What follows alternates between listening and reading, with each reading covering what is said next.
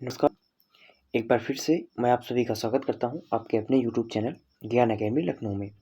आज डेट है 9 मार्च और आज हम इस पूरे सेशन में करंट अफेयर्स के कुछ क्वेश्चन करने वाले हैं जो कि काफ़ी इंपॉर्टेंट होने वाले हैं। तो सेशन को स्टार्ट करने से पहले मैं आपको बता दूं कि अगर आप इस पूरे सेशन की पीडीएफ फाइल चाहते हैं तो आप हमारे टेलीग्राम में ज़रूर जुड़िएगा और आपको हमारे टेलीग्राम ग्रुप का लिंक इसके वीडियो के डिस्क्रिप्शन बॉक्स में दे दिया जाएगा। तो चलिए बिना किसी देरी के इस सेशन की शुरुआत करते हैं। और सबसे पहला क्वेश्चन है कि आरबीआई के गवर्नर का नाम बताइए जिन्होंने हाल ही में स्मार्टफोन के लिए यूपीआई 123 पे नाम का यूपीआई आधारित पेमेंट प्रोडक्ट लॉन्च किया है। तो आपको बता दें कि आरबीआई के गवर्नर कौन है। आरबीआई के गवर्नर है शक्तिकांत दास जी। आरबीआई के गवर्नर कौन है? शक्तिकांत दास ने हाल ही में स्मार्टफोन के लिए यूपीआई 123 पे नाम का यूपीआई आधारित पेमेंट प्रोडक्ट लॉन्च किया है। साथ ही उन्होंने डिजिटल पेमेंट के लिए 24x7 हेल्पलाइन भी लॉन्च की है। इसका नाम डीजी साथी है, ये आप याद रखिएगा। ये जो हेल्पलाइन का पेमेंट हेल्पलाइन करने के लिए जो इन्होंने नंबर वो किया है 24x7, इसका नाम क्या रखा गया है? डीजी साथी। आपसे ये भी पूछ सकता है। इससे ग्राहक स्मार्टफोन के द्वारा स्कैन एंड पे के अतिरिक्त लगभग सभी लेन देन कर सकेंगे जिसके लिए इंटरनेट जरूरी नहीं होगा। ये भी इम्पोर्टेंट पॉइंट है, तो याद रखिएगा। फिलहाल इस क्वेश्चन का आंसर पूछ रहा है हमसे पूछ रहा है कि आरबीआई के गवर्नर का नाम पूछ रहा है। तो आप सभी को बता दें कि आरबीआई के गवर्नर कौन है? शक्तिकांत दास हैं। चलिए अगले क्वेश्चन की तरफ चलते हैं।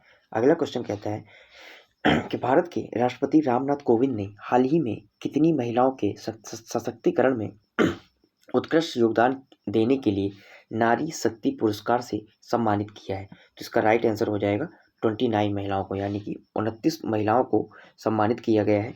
और किसके लिए सम्मानित किया गया है? रामनाथ कोविंद ने हाल ही में 29 महिलाओं को सशक्तिकरण में उत्कृष्ट योगदान देने के लिए 2020 और 21 के लिए नारी शक्ति पुरस्कार से सम्मानित किया है। यह पुरस्कार किसको दिया जाता है? यह पुरस्कार व्यक्तियों संस्थाओं द्वारा किए जाने वाले उल्लेखनीय योगदान हेतु मान्यता स्वरूप महिला और बाल विकास मंत्रालय के पहल के अंतर्गत प्रदान किया जाता है। ठीक है, तो चलिए अगले क्वेश्चन की तरफ चलते हैं। अगला क्वेश्चन कहता है कि केंद्रीय रेल संचार मंत्री का नाम बताइए। केंद्रीय रेल संचार मंत्री का नाम पूछ रहा है जिन्होंने हाल ही में गुल्लागुड़ा और चिरगिड्डा रेलवे स्टेशन के बीच कवच कार्य प्रणाली के परीक्षण की जांच की। तो आप सभी को बता दें कि हाल ही में इंडियन रेलवे की तरफ से एक कवच की एक फैसिलिटी वो जो है जारी की गई है, जिससे जो है हमारी जो ट्रेनों का आपस में एक्सीडेंट होता था उससे काफ़ी बचाव होगा। तो इसको जो है हमारी केंद्रीय जो है रेल संचार मंत्री का नाम क्या है? तो वो है अश्विनी वैष्णव जी। तो आपको बता दें कि केंद्रीय रेल संचार इलेक्ट्रॉनिक और सूचना प्रौद्योगिकी मंत्री श्री अश्विनी वैष्णव ने हाल ही में गुल्लागुड़ा और चिट्टिगिड्डा रेलवे स्टेशन के बीच कवच कार्यप्रणाली के परीक्षण की जांच की है। 2022-23 में सुरक्षा और क्षमता वृद्धि के लिए 2000 किलोमीटर रेलवे नेटवर्क को कवच के तहत लाया जाएगा। इसका पूरा काम क्या होगा मैंने आपको बता दिया कि इसका काम ये होगा कि जो हमारी ट्रेनें आपस में लड़ जाती थी, एक तरह का ऐसा मतलब ऐसे काम करेगा कि ये दोनों जब एक ट्रेनें आपस के बहुत नज़दीक पहुंचने वाली होंगी तो इनमें एक ऑटोमेटिक ब्रेक लगेगा। तो इस पूरी कार्यप्रणाली को क्या नाम दिया गया? कवच नाम दिया गया। फिलहाल इस क्वेश्चन का आंसर क्या है? इस क्वेश्चन का आंसर है अश्विनी वैष्णव। ठीक है, अगले क्वेश्चन की तरफ चलते हैं। अगला क्वेश्चन कहता है निम्न में से किस टेक कंपनी ने हैदराबाद में भारत में अपना चौथा डेटा सेंटर स्थापित करने की घोषणा की है? तो इसका राइट आंसर हो जाएगा माइक्रोसॉफ्ट। माइक्रोसॉफ्ट ने हाल ही में तेलंगाना के हैदराबाद में अपना चौथा याद रखिएगा, ये चौथा डेटा सेंटर स्थापित करने की घोषणा की है, जो कि भारत के सबसे बड़े डेटा केंद्रों में से एक होगा। ये भी इम्पोर्टेंट है और 2025 तक चालू हो जाएगा। इससे पहले पुणे, मुंबई और चेन्नई में 3 भारतीय क्षेत्रों में माइक्रोसॉफ्ट का एक डेटा सेंटर है।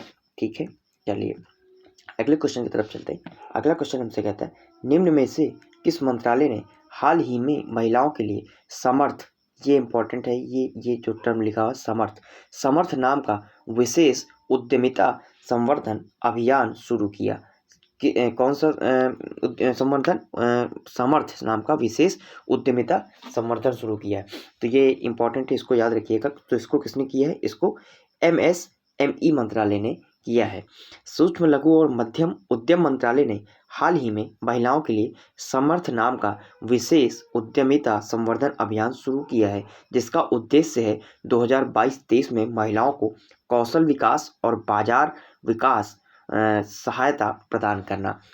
तो ये चीज़ याद रखिएगा कि महिलाओं को इसमें बिजनेस करने के लिए प्रमोट किया जाएगा। तो इसको जो नाम दिया गया उसको क्या दिया गया? समर्थ नाम दिया गया, ये आप याद रखिएगा। चलिए आगे की तरफ चलते, अगले क्वेश्चन की तरफ चलते हैं। अगला क्वेश्चन हमसे कहता है कि हाल ही में किस कंपनी ने मुंबई में भारत का सबसे बड़ा व्यापार और सांस्कृतिक केंद्र खोलने की घोषणा की है? तो इसका राइट आंसर हो जाएगा रिलायंस इंडस्ट्री ने। रिलायंस इंडस्ट्री लिमिटेड ने हाल ही में मुंबई में भारत का सबसे बड़ा व्यापार और सांस्कृतिक केंद्र जियो वर्ल्ड सेंटर खोलने की घोषणा की है। यह केंद्र मुंबई के बांद्रा कुर्ला कॉम्प्लेक्स में 18.1 एकड़ में फैला है। यह एक ऐतिहासिक व्यवसाय, वाणिज्य और संस्कृति गंतव्य बनने के लिए तैयार है। तो इसका राइट आंसर क्या हो जाएगा? इसका राइट आंसर हो जाएगा रिलायंस इंडस्ट्री लिमिटेड, और केंद्र का नाम क्या है? जियो वर्ल्ड सेंटर। चलिए आगे की तरफ चलते हैं, अगले क्वेश्चन की तरफ चलते हैं। अगला क्वेश्चन हमसे कहता है कि निम्न में से किस मंत्रालय ने हाल ही में PMSYM यानी कि प्रधानमंत्री श्रमयोगी मानधन योजना के तहत दान ए पेंशन अभियान की शुरुआत की है? किसकी शुरुआत की है? दान ए पेंशन की शुरुआत की है। तो इसको किसने किया है? इसको श्रम मंत्रालय ने शुरू किया है। तो आपको बता दें कि श्रम मंत्रालय ने हाल ही में प्रधानमंत्री श्रम योगी मानधन योजना के तहत दान ए पेंशन अभियान की शुरुआत की है, जिसके तहत नागरिक अपने तत्काल सहायक कर्मचारी जैसे घरेलू कामगारों, ड्राइवरों, सहायकों आदि के लिए पेंशन फंड में प्रीमियर राशि दान करके योगदान कर सकते हैं। तो ये याद रखिएगा कि इसको किसने किया है? इसको श्रम मंत्रालय ने किया है, दान ए पेंशन योजना। तो अगले क्वेश्चन की तरफ चलते हैं। अगला क्वेश्चन हमसे कहता है कि इंडिया ग्लोबल फोरम की वार्षिक शिखर सम्मेलन का आयोजन किस शहर में हुआ? तो इसका आपको राइट आंसर बता दें, इसका राइट आंसर है बेंगलुरु। और इसका जो है शिखर सम्मेलन का आयोजन हाल ही में कर्नाटक के बेंगलुरु में किया गया। यह इंडिया ग्लोबल फोरम का बेंगलुरु में पहला संस्करण है। अंतर्राष्ट्रीय व्यापार और वैश्विक नेताओं के लिए एजेंडा सेटिंग फोरम IGF ऐसे प्लेटफॉर्मों का चयन करता है। चलिए अगले क्वेश्चन की तरफ चलते हैं। अगला क्वेश्चन हमसे कह रहा है भारत और किस देश के बीच द्विपक्षीय समुद्री अभ्यास का 9वां संस्करण स्लाइनिक्स 2022, ये इंपॉर्टेंट है, ये याद रखिएगा, स्लाइनिक्स 2022 विशाखापट्टनम में आयोजित किया गया। तो विशाखापट्टनम का नाम सुनते ही आप सभी को बिल्कुल याद आ जाना चाहिए, क्योंकि विशाखापट्टनम जो है हमारा इधर क्या बोलते हैं श्रीलंका के पास पड़ता है, इसलिए हमें ये विशाखापट्टनम से ही पता चल जाना चाहिए कि इसका राइट आंसर श्रीलंका हो जाएगा। तो भारत और श्रीलंका के बीच हाल ही में द्विपक्षीय समुद्री अभ्यास का 9वां संस्करण स्लाइनिक्स 2022 विशाखापट्टनम में आयोजित किया गया है, जबकि पिछला संस्करण अक्टूबर 2020 में त्रिंकोमाली में आयोजित किया गया था। इस अभ्यास का उद्देश्य क्या है? इस अभ्यास का उद्देश्य है नौसेनाओं के बीच बहुआयामी समुद्री संचालन के लिए आपसी समझ को बढ़ाना है। ठीक है, तो इसका राइट आंसर हमें पता है कि श्रीलंका हो जाएगा। अगले क्वेश्चन की तरफ चलते हैं। अगला क्वेश्चन है कि 2 दिवसीय स्टडी इन इंडिया बैठक का उद्घाटन किस देश में किया गया? तो इसका राइट आंसर क्या हो जाएगा? इसका राइट आंसर हो जाएगा बांग्लादेश। हमसे पूछ रहा है कि 2 दिवसीय स्टडी इन इंडिया बैठक का उद्घाटन किस देश में हुआ? तो ये बांग्लादेश में हुआ है। और इसका मतलब क्या था? 2 दिवसीय स्टडी इन इंडिया बैठक का उद्घाटन हाल ही में बांग्लादेश में ढाका में भारतीय उच्चायोग विक्रम दोराईस्वामी और बांग्लादेश के शिक्षा मंत्री डॉक्टर दीपू मोनी ने किया है। इससे दोनों देशों के बीच शैक्षिक आदान प्रदान से दोनों देशों के बीच मैत्रीपूर्ण संबंध और मजबूत होंगे। तो ये रहे आज के कुछ महत्वपूर्ण क्वेश्चन जो हमारे करंट अफेयर्स के थे। तो उम्मीद है कि आप सभी को हमारा सेशन सही लगा होगा। अगर आपको हमारा सेशन सही लगा तो प्लीज़ हमारे चैनल को सब्सक्राइब करिए और शेयर करना ना भूलिए। Thank you so much.